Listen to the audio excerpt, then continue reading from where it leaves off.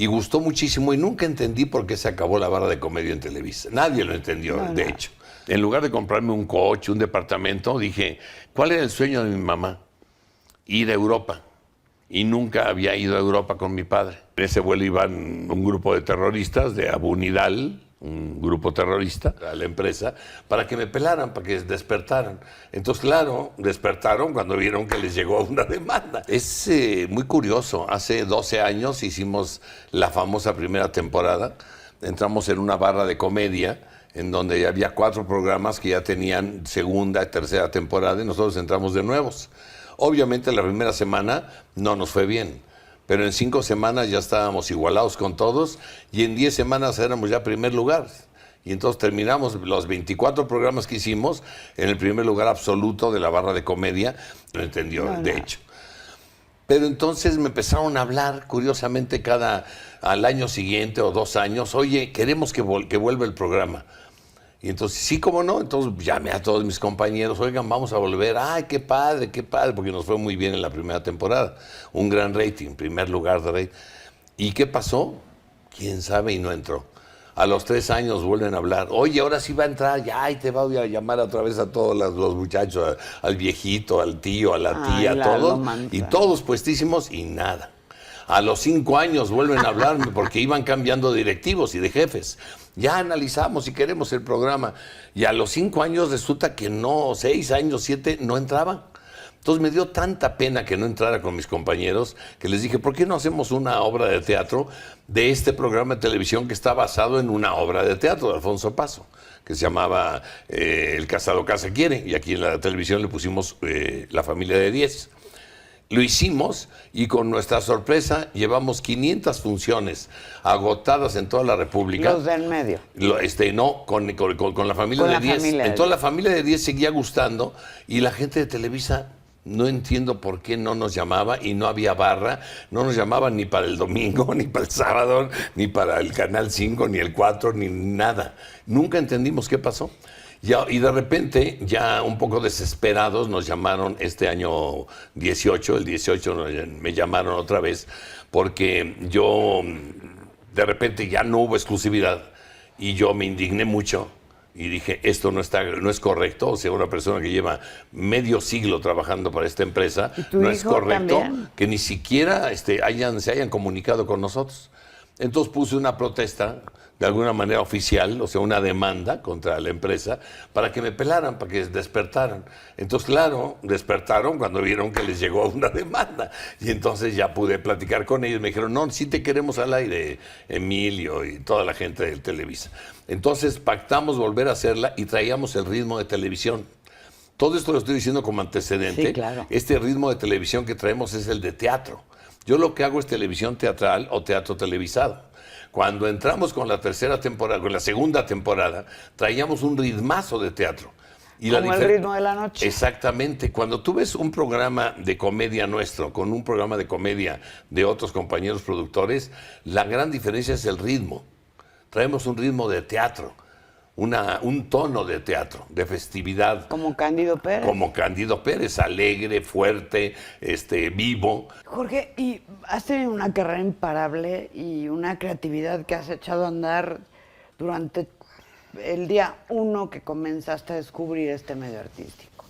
¿En qué momento estabas cuando te enteras de la muerte de tu padre?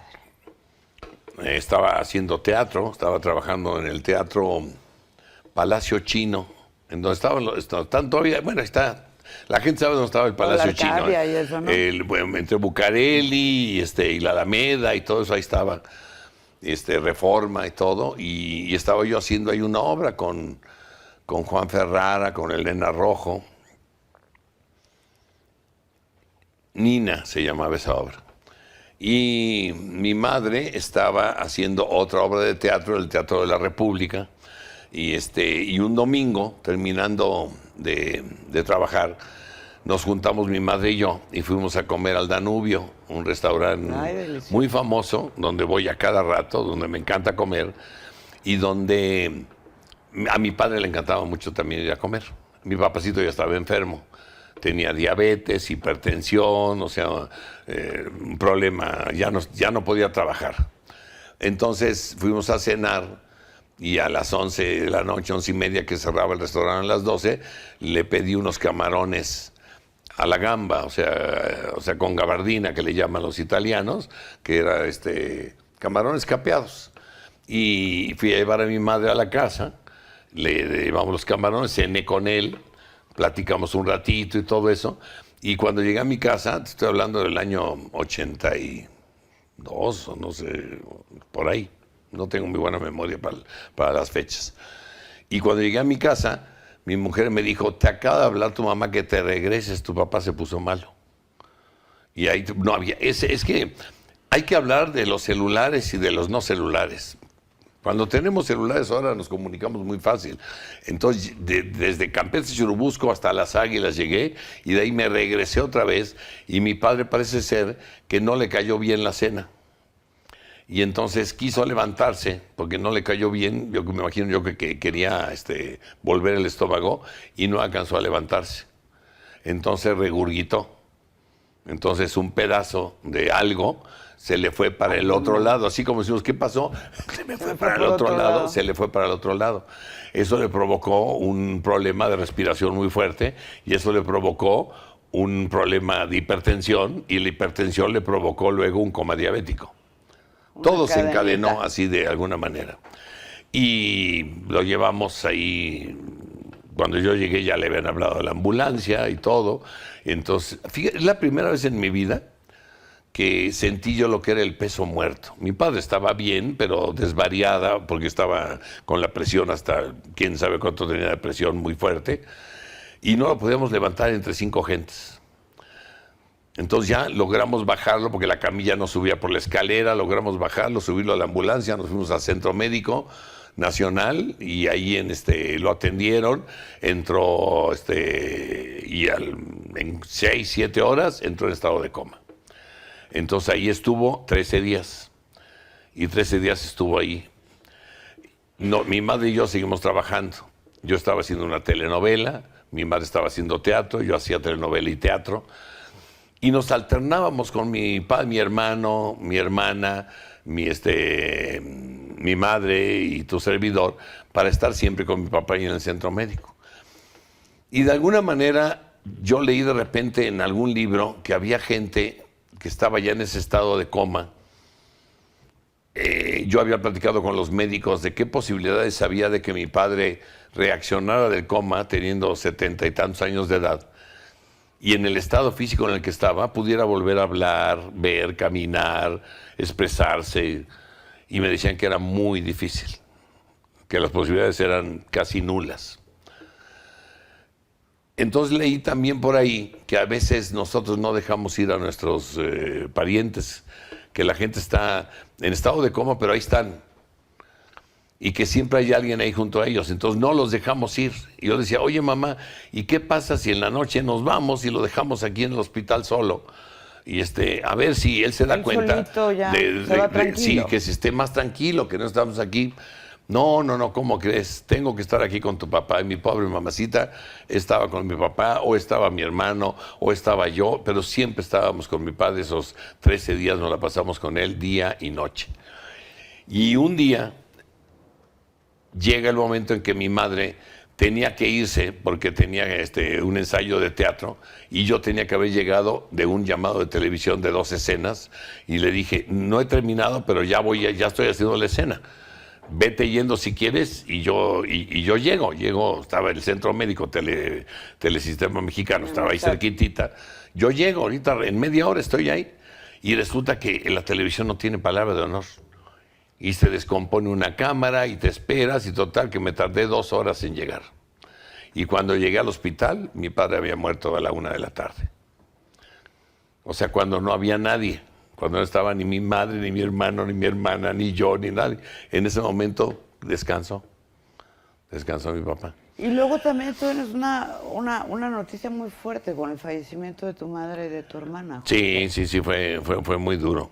Primero, cuando murió mi padre, me llevé una impresión muy fuerte, porque, bueno, primero llego, veo que se había ido mi papá, me siento muy triste, obviamente, como podrán comprender. Mi madre llegó en un mar de llanto, mi hermana, mi hermano, todos.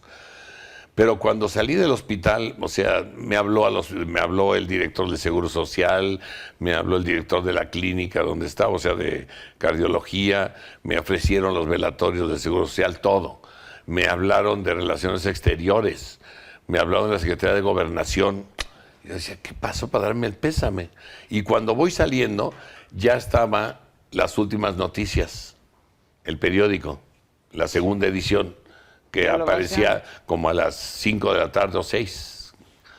Y el encabezado era Murió Ortiz de Pinedo. Y hasta ese momento me cayó el 20 de quién era mi padre, que era un hombre querido, admirado, un actor que había entretenido al público, que el público lo quería y que le daban un valor los periodistas, los gobernantes, sus compañeros, etcétera. Su velorio fue impresionante, la cantidad de amigos que llegaron a darnos el pésame, y fue muy, muy emotivo. O sea, el que se ha ido mi padre y que yo me haya dado cuenta de la gran figura que era. Uno no se da cuenta, uno se dedica a trabajar. Y cuando no estás pensando en quiero ser, sino yo quiero vivir, quiero actuar, yo quiero darle risa a la gente, darle emociones, no estás pensando que quieres ser ni famoso, ni rico, ni nada. Estás viviendo, como te digo, yo no me di cuenta cuando era yo una figura, ni nada. De repente me cayó el 20. Y entonces pasan 2, 3 años de esto y empiezo yo a tener un poquitito de lana. Y lo primero que hago es, en lugar de comprarme un coche, un departamento, dije, ¿cuál era el sueño de mi mamá? Ir a Europa. Y nunca había ido a Europa con mi padre, porque mi padre siempre tenía trabajo. Y mi papá le decías, oye papá, ¿por qué no te vas a Europa? Mira, te regalaron boletos. Hubo 2 compañías de aviación de aquel entonces que le regalaban boletos para dar la vuelta al mundo. Y decía, no puedo, que tengo teatro. No me puedo ir. Tengo a mi compañía de teatro y tengo que trabajar. Y entonces nunca llevó a mi mamá a Europa. Entonces junté una lanita y le dije, órale mamá, ahora vete a Europa con mi hermana, que Laila, mi hermana, ya había ido 3 veces a Europa, desde los 15 años, ese famoso viaje que todos los clasemedieros tratamos de que nuestros hijos vayan a bailar con los cadetes a Viena, a todo ese bululú que hacen las quinceañeras. Y ahí conoció mi hermana en Roma a un señor egipcio, que ella le llamaba Papa Elia. Y Papa Elia era un hombre egipcio, como te estoy contando, vivía en Egipto, en el Cairo, que quería mucho a mi hermana, y se carteaban, y se escribían, y se hablaban por teléfono, y mi hermana, las 2 segundas veces que fue a Europa, fue a casa de Papa Elia. Y entonces cuando fue con mi mamá a este viaje a Europa, le dijo a mi mamá, quiero llevarte al Cairo para que conozcas a Papa Elia. Y le digo Papa Elia porque me quiere mucho, porque dice que yo soy su hija, tengo 4 hermanas allá en el Cairo, y quiero que conozcas a este hombre, que es un santo y es una persona maravillosa. Entonces, dentro de este viaje, pudimos ir a una agencia de viajes, y en esa agencia de viajes planeamos, a ver, ¿a dónde van?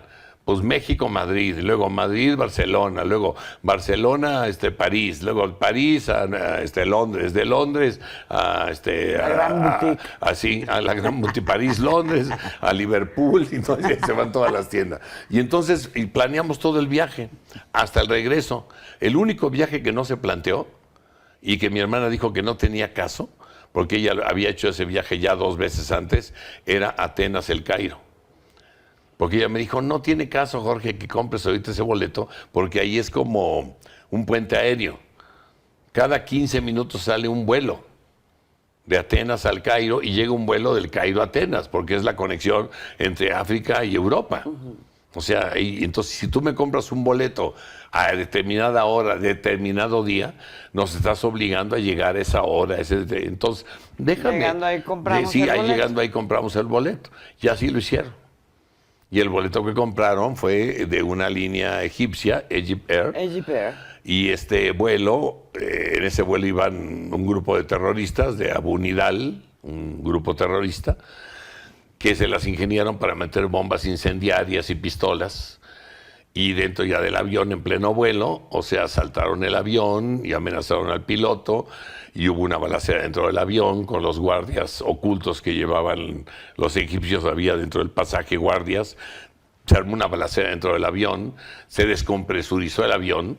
Cuando hay una balacera dentro de un avión, las balas rompen las ventanillas, me explicaron, y eso descompresuriza el avión, entonces pierde potencia y ellos querían llegar a un sitio en específico y obviamente el piloto les dijo no podemos llegar a Libia porque no tengo la suficiente potencia ni tengo el suficiente combustible. Entonces pues regrésate a Atenas para que cargues combustible. Y en Atenas le dijeron que no. Entonces dije, bueno, déjenme llegar al Cairo para que ahí me carguen combustible y nos vayamos a donde van. Y en el Cairo dijeron que no. Déjenme llegar a Roma y en ningún lado los aceptaron. Entonces, pasando por encima de la isla de Malta, rumbo a Libia, tuvieron que aterrizar de emergencia. Y ahí aterrizando de emergencia, ahí fue un drama que los dejaran aterrizar porque no querían. Es un avión secuestrado. Era un avión secuestrado, nadie quería aceptarlo.